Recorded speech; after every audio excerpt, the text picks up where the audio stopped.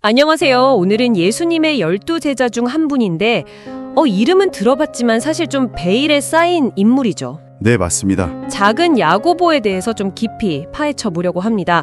당신께서 주신 자료 사도 작은 야고보의 생애, 발췌본을 보면서 이야기 나눌 텐데요. 네, 이게 참 정보가 적다는 사실 자체가 오히려 중요한 메시지를 던지는 것 같아요. 그렇죠. 기록이 드물다는 점. 그게 오히려 이 인물을 더 흥미롭게 만드는 지점인 것 같습니다. 네, 그래서 오늘은 이 주목받지 못했던 충실함의 가치를 발견하는 걸 목표로 삼아보죠. 좋습니다. 기록이 적기 때문에 성경 기록뿐 아니라 교회 전승, 또 주신 자료 속 여러 해석들을 좀 이렇게 맞춰봐야 그의 모습을 그릴 수 있겠죠. 네, 맞아요. 퍼즐 맞추듯이요. 이 과정에서 어쩌면 드러나지 않는 신실함의 진짜 의미를 발견할 수도 있을 겁니다. 그럼 먼저 이분 작은 야고보가 도대체 누구였는지 그 정체성부터 좀 짚어볼까요? 네, 아버지는 알페오, 어머니는 마리아로 알려져 있습니다. 특히 자료에서는 이 어머니 마리아가 예수님 십자가 곁을 지켰던 그 여성들 중 한 명일 수 있다고 하잖아요. 네, 그럴 가능성을 언급하죠. 그게 맞다면 정말 초기부터 예수님 사역 아주 가까이에 있었던 인물이라는 거고요. 그렇겠네요. 갈릴리 출신으로 추정되고 또 사도 마태, 레위라고도 하죠. 그 마태와 형제였거나 혹은 예수님과 친척 관계였을 거라는 설도 있고요. 야고보라는 이름 자체가 워낙 당시에 흔한 이름이었으니까요. 아, 그랬군요. 네, 이런 여러 가능성들이 당시 인물들 간의 관계나 사회적 연결망 같은 걸 엿보게 해주는 거죠. 흥미로 그 주님의 형제 야고보와 같은 인물이냐 아니냐 이 논쟁도 있지 않습니까? 그건 정말 오래된 논쟁이죠. 근데 자료에서도 지적하듯이 여기서는 알페오의 아들 야고보, 이 작은 야고보에 집중하는 게 맞습니다. 네, 알겠습니다. 중요한 건 이름 정도만 겨우 알려진 수준인데도 불구하고 초기 예수님 공동체의 확실한 멤버였다는 사실이죠. 맞아요. 그는 분명히 예수님의 직접적인 부름을 받은 사도였습니다. 복음서나 사도행전의 사도 명단을 보면 항상 이름이 올라가 있죠. 네, 빠짐없이 등장합니다. 근데 참 이상하게도 어떻게 부름받았는지, 구체적으로 뭘 했는지 이런 기록은 거의 없어요. 그렇죠.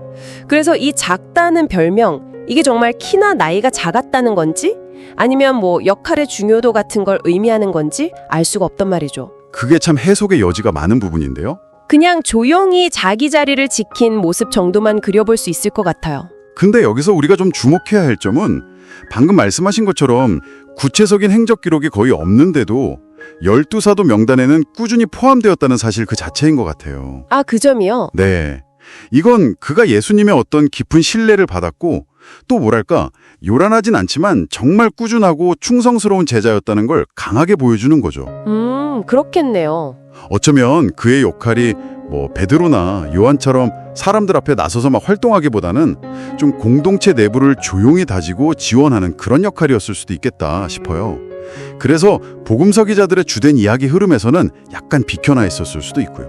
그럴 수 있겠네요. 조용한 지원자 역할. 그럼 성경 이후의 기록들, 그러니까 전승은 좀 어떤 이야기를 들려주나요?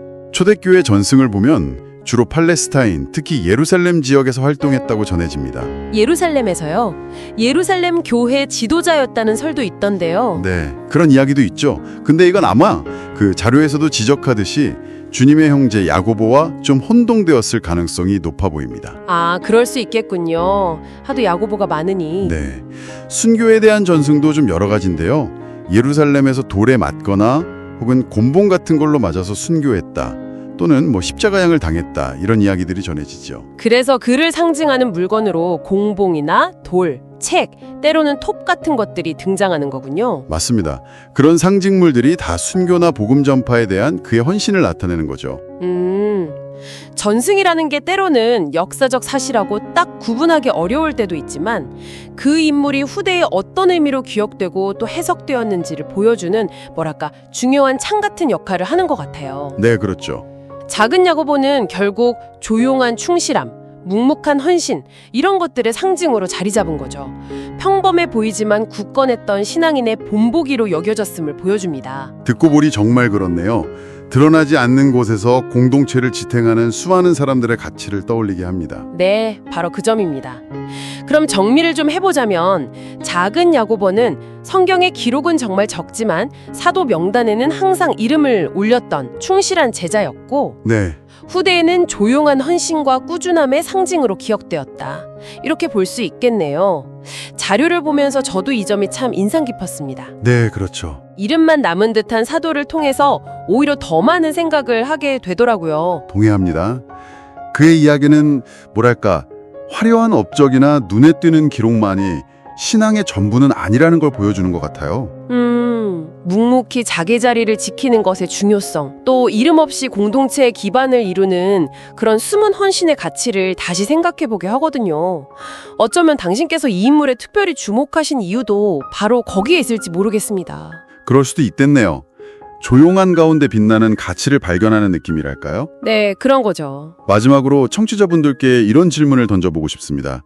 우리 주변에도 혹시 이 작은 야고보처럼 눈에 잘 띄지는 않지만 공동체나 어떤 조직에 정말 없어서는 안 될 역할을 묵묵히 수행하는 그런 사람들이 있지 않을까요? 분명히 있겠죠. 그들의 잘 보이지 않는 기여, 그리고 그 가치를 우리는 어떻게 발견하고 또 인정해 줄 수 있을지 한 번쯤 생각해 보시면 좋겠습니다.